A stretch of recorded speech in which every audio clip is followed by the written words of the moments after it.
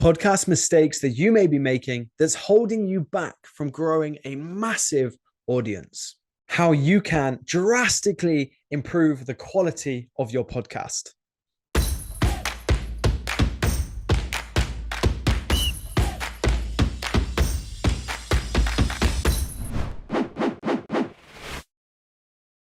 The first mistake that you could be making with your podcast is not getting started. I personally put this off for far too long. And as soon as I hit record for the first time, I knew that I loved this process.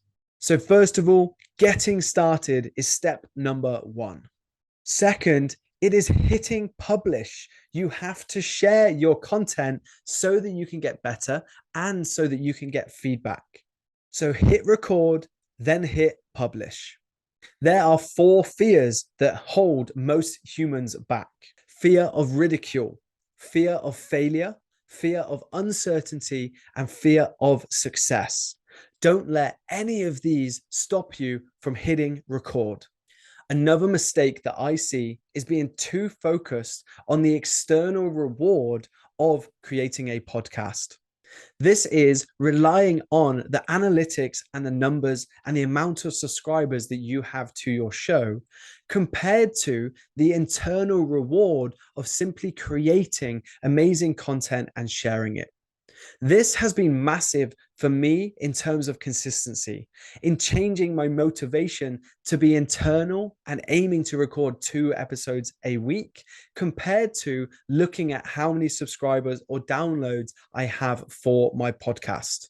Also, by being internally motivated to create, this is directly something that you can control. If we are externally motivated by the numbers and the subscribers and the downloads, ultimately, you can only have a limited amount of control in this reward. Focus on being internally motivated by creation, not externally motivated and rewarded by downloads. Another mistake that I made initially was being too reactive in the creation of my podcast and not proactive in signing up guests and getting people on my calendar.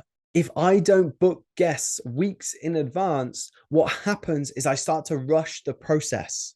So with that in mind, get your first 5 or your first 10 guests lined up and ready to go. This way, you're now being proactive in the creation of your podcast, not reactive like I was initially. Another mistake that I see is not enjoying the process. You have to have fun in the creation of this content. If you're not having fun, people are going to recognize that and they're simply going to turn off your podcast.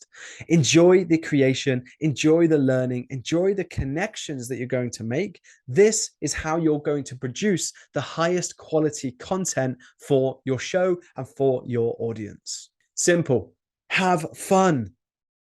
Another mistake that I see is a lack of preparation.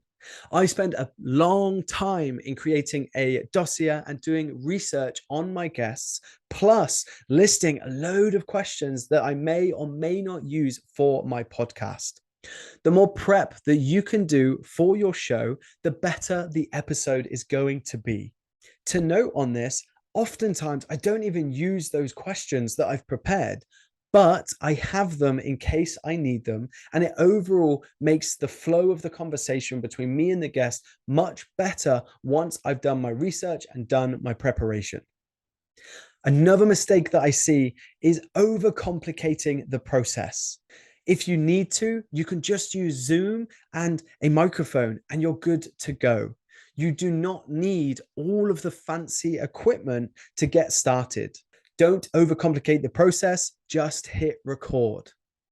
Another mistake that I see is poor audio. With a podcast, you can get away with poor quality video, but you cannot get away with poor audio. Invest in a microphone that you can reuse multiple times. This is going to allow your show to get the traction and the retention rate that it deserves. And finally, ask for constructive feedback after every single episode. For me, this has been invaluable. I didn't know it, but I had some subconscious habits that I was doing whilst on the episode, which was affecting the interviewer and ultimately the quality of the recording. By asking for constructive feedback, this allows me to reflect, make changes, and improve the episode and the podcasts for future recordings. Ask for constructive feedback is going to be invaluable for your growth. The final mistake is not having a pre-recording checklist.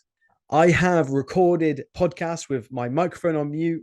I've recorded podcasts using the wrong camera. But by having a pre-recording checklist, it allows me to ensure that I'm all set up and ready to go. My name is Samuel Main, and I truly hope that you've got value from today's video. If you have, please do subscribe to the channel so that I can help more people.